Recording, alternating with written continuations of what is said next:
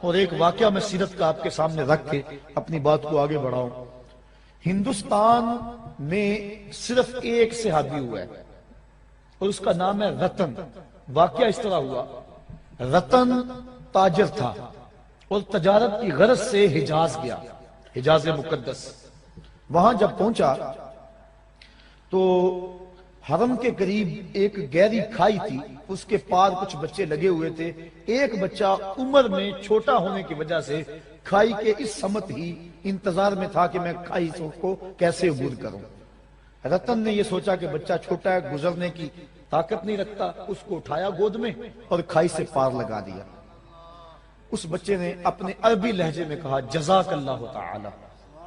ایسی مٹھاس تھی لفظوں میں کہ شہد میں بھی اتنی مٹھاس نہیں ہوتی۔ اللہ اکبر۔ رتن ساری زندگی ان لفظوں کو نہیں بھول سکا، اس نے جو جملے کہے تھے، اس نے جس لہجے میں بات کی تھی۔ خیر وقت گزر گیا، تجارت چھوڑ کے اپنے گھر بیٹھ گیا۔ ایک دن مکان کی چھت پہ لیٹا ہوا ہے رتن، اس نے کیا دیکھا کہ جو آسمان کا چاند ہے وہ دو ٹکڑے ہو گیا اور زمین پہ آ گیا۔ گھبرا کہ شاید قیامت آ گئی ہے۔ تھوڑی دیر کے بعد پھر کیا دیکھا، چاند دوبارہ جا کے اپنی جگہ پہ جڑ گیا۔ پریشان تھا، یہ کیا ہوا؟ یہ منظر اس نے ہندوستان میں دیکھا۔ کچھ عرصے کے بعد عرب سے کچھ تاجر جو یہاں عرب گئے ہوئے تھے واپس پلٹے، انہوں نے کہانی سنائی کہ مکے میں ایک چاند چڑھا ہے جس نے چاند کو قدموں میں بلایا ہے۔ انہوں نے ساری کہانی سنائی۔ رتن کے دل میں شوق پیدا ہوا، اس کی زیارت کر کے آؤں اور وہ نبی ہے اس پر ایمان لاؤں۔ گھر سے چلا، سفر کرتا کرتا پہنچا سین حرم میں۔ جب داخل ہوا، حضور صحابہ کے ساتھ سین حرم میں بیٹھے ہوئے تھے۔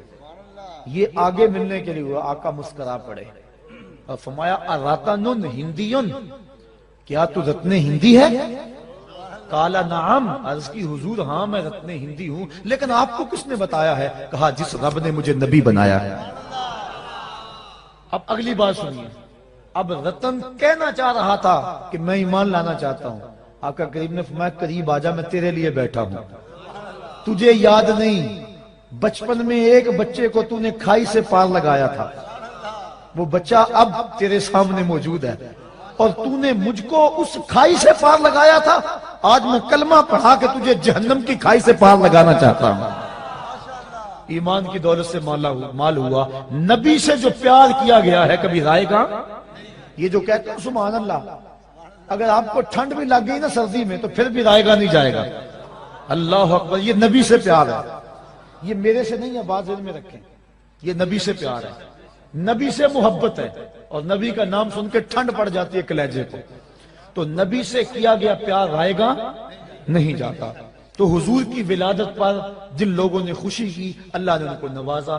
جو خوشی کرتے ہیں ان کو اللہ نوازے گا، جو خوشی کریں گے اللہ ان کو بھی نوازے گا، کیونکہ اس کا قانون جو ہے وہ تمام کے لیے یکساں ہوتا ہے۔ جو ماضی میں، حال میں اور استقبال میں ایک جیسا اس کا قوانین، اس کے قانون ہوتے ہیں۔